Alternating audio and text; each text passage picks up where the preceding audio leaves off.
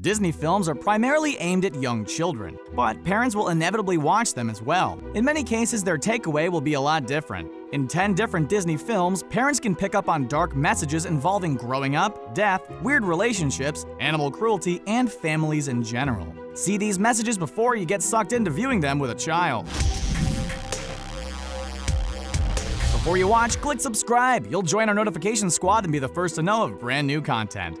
Can you guess which movie is represented by these emojis? Stay tuned to the end to find out. I interrupted from the top.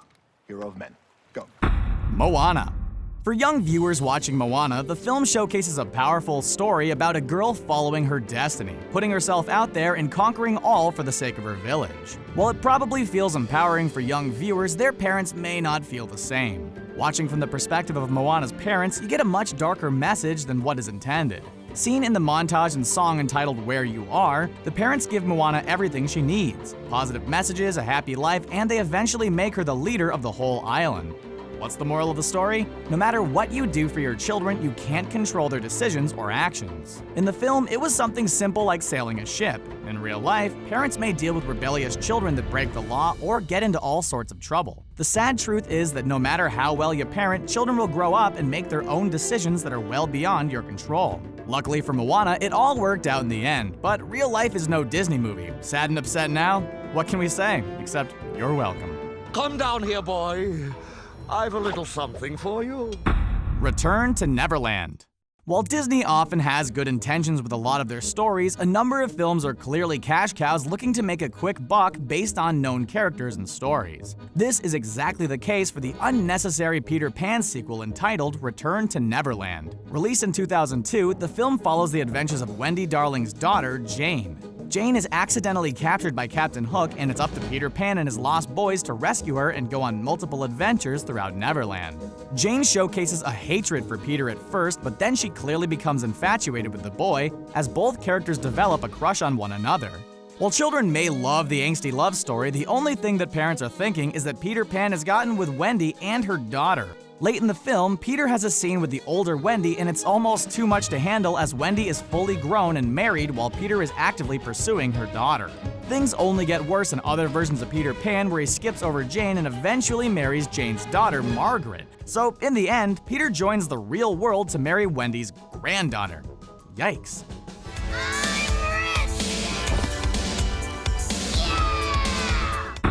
Blank check. On paper, the premise of Blank Check sounds awesome. A young kid gets a blank check, fills it out for $1 million, and gets all of the cash through a set of crazy circumstances. The execution of the film has some fun moments, but ultimately leaves a lot more questions than answers. For parents, one of the biggest revelations that came from the film is that you can't trust your children with any other adults. The young boy manages to hire a driver that takes him all around, barely questions the parental figures in his life, and helps him blow all $1 million in a matter of just 6 days. Then there's the female love interest in the film. The 11-year-old boy isn't trying to impress a classmate or next-door neighbor. He spends a majority of the movie using his money to woo Shay, an adult undercover FBI agent. They go on a date, run through a fountain, and even share a kiss towards the end of the movie. This is the type of stuff that teachers have been getting arrested for in recent years. It's pretty crazy that all of these events occurred before social media was even around. Come, little children, I'll take thee away. Hocus Pocus.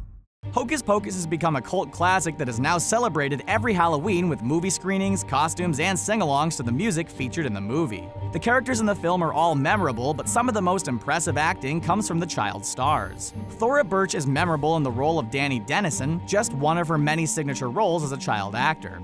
As Danny, Birch provided a lot of great one-liners, helped progress the story, and really made the film shine during many moments. As Birch grew up, her choice in film roles drastically changed, and one of those roles is directly connected to Hocus Pocus. One of the main homes that appears in Hocus Pocus is the same home featured in American Beauty. Adult viewers that notice this may also notice the stark difference between the roles that Thora Birch played. She went from an adorable little sister to a high school rebel full of angst and nude scenes. Knowing these facts may take away from the movie for people that have seen both, and also showcases the sad truth that the innocence of childhood almost always goes away. In these two films, the actress and similar homes represent the dark message completely. You wanna play? Good boy. The Air Bud series. Air Bud is one of those live-action pet movies that could have easily found itself in a bargain bin and forgotten about for years. Somehow, the basketball-shooting canine connected with children, and Disney had a successful straight-to-video series on their hands. For the past several years, Disney has released multiple sequels to the franchise, including Air Bud Spikes Back and the whole Air Buddies series. While children love watching Bud learn new sports, have puppies, and go on multiple adventures, all of the parents watching know the dreadful truth. The original Air Bud is dead.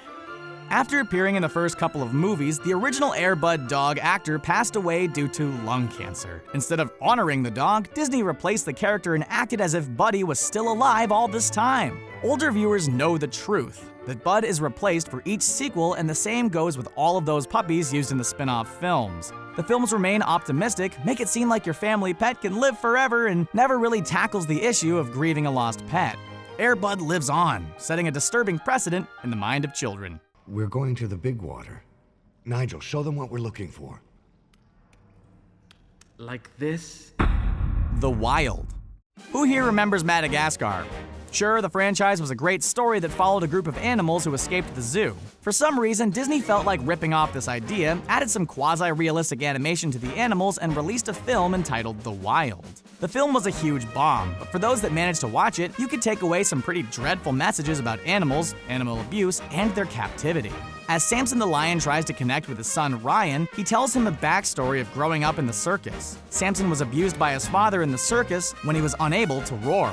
His father abandoned him and he sent him to the zoo instead. The film clearly gives off the message that animals left in the zoo are even worse than traveling circus animals. You can see it in the sadness of Samson and through other small moments like the poor turtles that are used for nightly games with the other animals. When watching the movie, it's hard not to think of the trapped and isolated life that animals have for the amusement of daily park visitors. Samson's backstory can really hit home in a dark and meaningful way. Prepare to be amazed. Meet the Robinsons. One of Disney's most underrated films is the adventure story known as Meet the Robinsons. On the surface, it may seem too zany to follow the time-traveling singing frogs and pet dinosaurs. When you really break down the plot, the core message is about family and having one that you love. Another message that can be taken from the film has to do with growing up and the choices we make. Both Louis and Goob end up in the same foster home together through unfortunate circumstances. Even though life has dealt them some tough blows, Louis goes on with a sense of optimism. He ends up finding a family, becoming a successful inventor, and living an extraordinary life. Goob, on the other hand, focuses on the negative, dwelling in past events and using them to turn into the evil villain known as the bowler hat guy.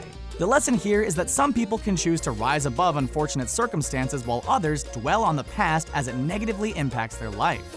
Fortunately, not all is lost on Goob, as the time-traveling circumstances allow the young boy to see how his life can be positive, and he takes the opportunity to turn his life around. Come here, buddy. Come here. Go get it, Bolt. Bolt. When Bolt was released, it served as a great CG animation that Disney wasn't directly tied to Pixar with. The film had a stellar voice cast, was filled with adventure, and included plenty of heart along the way. Some of the darker parts of the movie had to do with the world of Hollywood and getting productions made. When Bolt goes missing from his production, the TV producers do not halt production to try and rescue him. They instead replace him just as quickly and attempt to film the show with a look-alike dog. The film may be animated, but it showcases the all-too-true world of Hollywood and the treatment of animals. Watching the film today, it showcases very similar circumstances as the real-life movie A Dog's Purpose. The treatment of Bolt and his replacement dog is uncalled for and an example of how Hollywood puts their production and budget before the proper treatment of animals. All of this culminates into a huge set fire that Bolt must rescue Penny from. After the large fire, Bolt and Penny quit the show, but did the show's producers learn their lesson? Nope. The characters are just replaced and recast as Hollywood keeps moving along. I'm down with your scene, man. What is she talking about? Mars Needs Moms. A fun adventure movie about a kidnapped mother and an adventure to Mars sounds awesome, but Mars Needs Moms is not that film.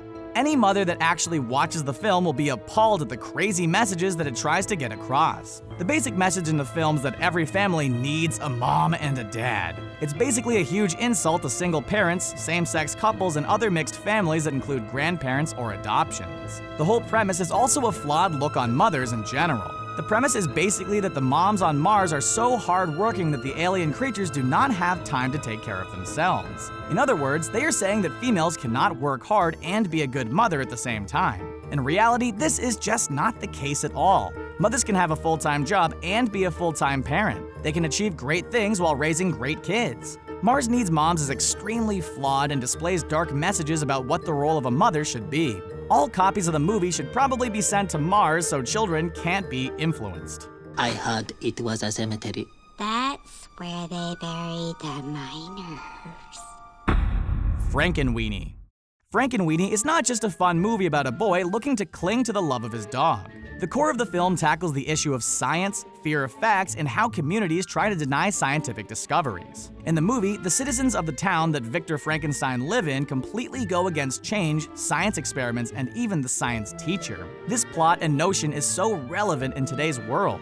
The denial of scientific theory and fact in Frankenweenie is completely the same as the climate change debate today.